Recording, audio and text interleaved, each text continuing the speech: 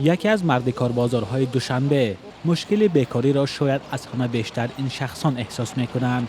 بیشتر مردکاران جای کار انیق ندارند. صبح با امید به اینجا می‌آیند تا کسی آنها را کار فرماید و مزدشان دهد. زندگی نمیره برای کروش نمیره بعد مجبور بشم که شباش بزنم. ما عبدل شکم عبدل کم میکنم شکار کلیوف کار بوری دنیا کافیل پافیل همش میکنم کاری دنیا را همش میکنم همون گارنش ها باز کار میشه و زیر همین کوری نمی سر ساکی میگنش نمیگم گروشکی پروشکی میشه تمام. این نشون دهنده های اموری.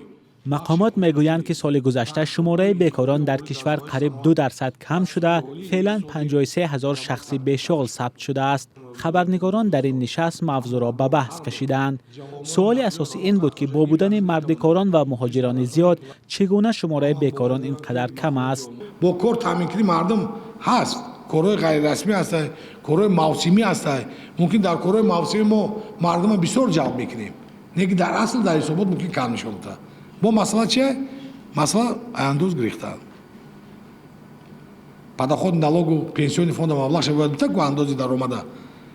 мавсимира кам нишон метад, аммо одам дам музди медад ча метад бен андоз. اجرای پوره اون برنامه از خلاصه حرف مقامات این بود که تنها شخصان بیکار حساب می شوند که به مقامات مراجعت کرده در روی خط بیکاران ثبت شدند. از روی قانون به شخصان بیکار باید از 400 تا 600 سامانه کمک پولی رسانده شود.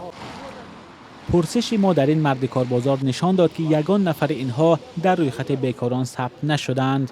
فایدهش در چه ما با خرید کمک پولی میتین؟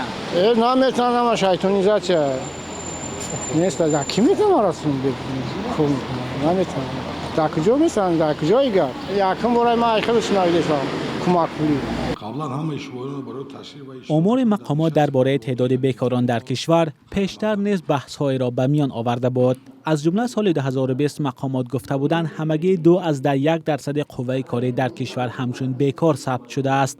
اما بانک جهانی آن وقت شماره بیکاران را 5 برابر بیشتر از آمار مقامات تاجیک نشان داده بود. برای این مردکاران مهم نیست که نامشان در روی خط شخصان بیکار ثبت شده است یا نه. از کمک پولی دولت هم امید چندانی ندارند. در این هوای سرد منتظر کارفرمایند تا بیگاه دست خالی به خانه باز نگردند. مولا رجب یوسفی، نگار فضل‌الدین، آزادی، دوشنبه.